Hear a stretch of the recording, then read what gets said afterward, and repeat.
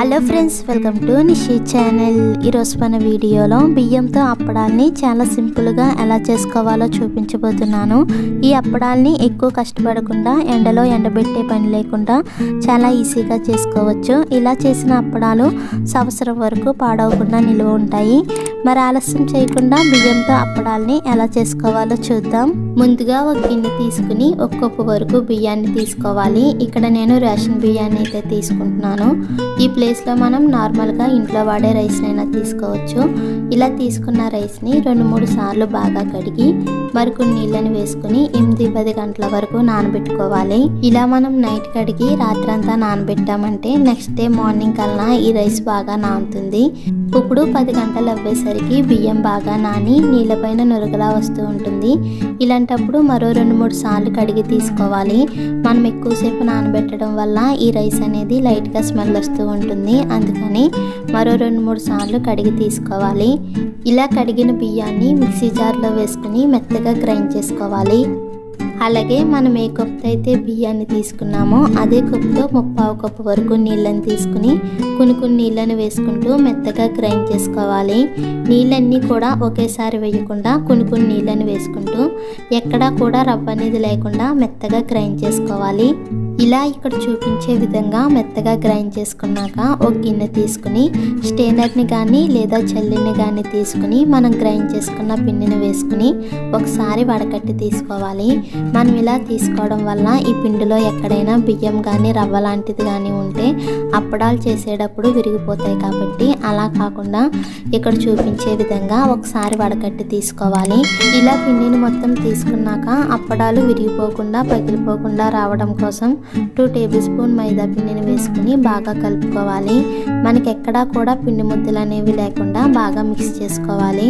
మనం తీసుకున్న కప్పు బియ్యానికి 1/4 కప్పు వరకు నీళ్ళు అనేది కట్టగా సరిపోతుంది. మనకి పిండి అనేది మరీ చిక్కగా కాకుండా అలాగని మరీ పల్చగా కాకుండా ఇలా గరిటికి కోటింగ్ అయ్యేలా ఉండాలి. ఒకవేళ మనకి పిండి ఏమన్నా కొంచెం చిక్కగా అనిపిస్తే 1-2 టేబుల్ స్పూన్ వరకు నీళ్ళని వేసుకుని కలుపుకోవాలి. ఇలా పిండిని కలిపి తీసుకున్నాక రుచికి సరిపడిన సాల్ట్ వేసుకుని అలాగే ఒక పండు మిరపకాయని సన్నగా ముక్కలుగా కట్ చేసుకుని వేసుకోవాలి. మనకు కావాలంటే ఈ ప్లేస్లో పచ్చిమిరపకాయనైనా ముక్కలుగా కట్ చేసుకుని వేసుకోవచ్చు. అలాగే సన్నగా తరిగిన కొత్తిమీర 1 టేబుల్ స్పూన్ జీలకర్రను కూడా వేసుకుని మరొకసారి మొత్తం కలిసేలా కలుపుకోవాలి. ఇలా పిండిని బాగా కలిపాక పక్కన పెట్టుకుని ఇప్పుడు అప్పడాలు చేయడానికి పొడుగ్గా ఉన్న కుండను కానీ లేదా బిందెని కానీ తీసుకోవాలి. ఇక్కడ నేను కుండనైతే తీసుకుంటున్నాను. ఇలా తీసుకున్న కుండలో 1/4 వంతు వరకు నీళ్ళని వేసుకోవాలి. అంటే సగం కంటే కొంచెం ఎక్కువగా నీళ్ళని వేసుకోవాలి. ఇలా నీళ్ళని తీసుకున్నాక ఇప్పుడు దీన్ని కవర్ చేయడానికి పలుచగా ఉన్న కాటన్ క్లాత్ని తీసుకోవాలి. అంటే మనకి లోపల ఉన్న ఆవిరి అనేది ఈజీగా బయటకు వచ్చేలా దలసరిగా ఉన్న క్లాత్ కాకుండా ఇలా పలుచగా ఉన్న కాటన్ క్లాత్ని తీసుకుని ఇక్కడ చూపించే విధంగా కవర్ చేసుకోవాలి. అలాగే మనకి పైన క్లాత్ అనేది టైట్గా ఉండడానికి ఏదైనా తాడుతో కానీ లేదా క్లాత్తో కానీ ఇక్కడ చూపించే విధంగా గట్టిగా ముడి వేసుకోవాలి. ఇలా రెడీ చేసుకున్న దాన్ని గ్యాస్ పై పెట్టి మంటను హై ఫ్లేమ్లో పెట్టి లోపలున్న నీళ్ళు అనేది బాగా మరిగించుకోవాలి. ఇలా లోపలున్న నీళ్లు మరుగుతూ పైకి ఇలా పొగలు వచ్చేటప్పుడు మంటను మీడియం ఫ్లేమ్లో పెట్టి మనం ముందుగా కలుపుకున్న పిండిలో గుంటుగా ఉన్న గరిటెను వేసుకుని మరొకసారి కలుపుకొని ఇక్కడ చూపించే విధంగా ఒక్కో గరిటెడు పిండిని తీసుకుంటూ అప్పడంలా వేసుకోవాలి. మనం ఇలా అప్పడంలా వేసుకునే ప్రతిసారి పిండిని కలుపుకుంటూ తీసుకోవాలి.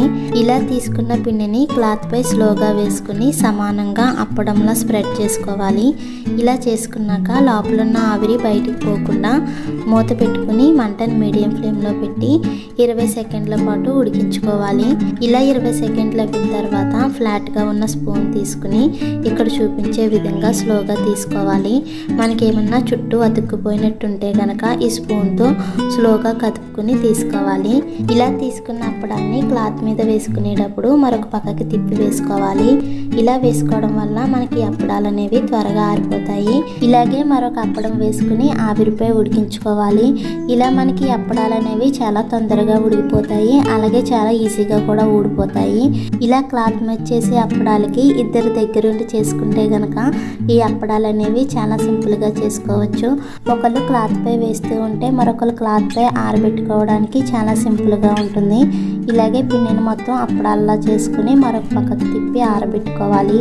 ఇలా చేసుకున్న అప్పడాలు కాసేపు ఆరిన తర్వాత మరో పక్కకి టర్న్ చేసి ఆరబెట్టుకోవాలి. ఇలాగే అప్పడాలన్నీ కూడా ఎండలో ఎండబెట్టకుండా ఫ్యాన్ కింద ఒక రోజంతా ఆరబెట్టుకున్నామంటే మనకి అప్పడాలు అనేవి ఈజీగా ఆరిపోతాయి. ఇలా ఒక రోజంతా ఫ్యాన్ కింద ఆరేసరికి మనకు అప్పడాలు అయితే రెడీ అయిపోయాయి. ఇలా చేసుకున్న అప్పడాలు సంవత్సరం వరకు పాడవకుండా నిల్వ ఉంటాయి. ఇలా చేసిన అప్పడాన్ని ఫ్రై చేయడానికి గ్యాస్ పై డీప్ ఫ్రైకి సరిపడా ఆయిల్ వేసుకుని బాగా వేడి చేసుకోవాలి. ఆయిల్ వేడయ్యాక ఒక్కొక్క అప్పడాన్ని వేసుకుని ఫ్రై చేసుకోవాలి. ఇలా మనం వేసిన అప్పడం అనేది ఫ్రై చేసుకునేటప్పుడు డబుల్ అవుతూ ఉంటుంది. అంతే, మనకు చాలా సింపుల్గా అప్పడాలు అయితే రెడీ అయిపోయాయి.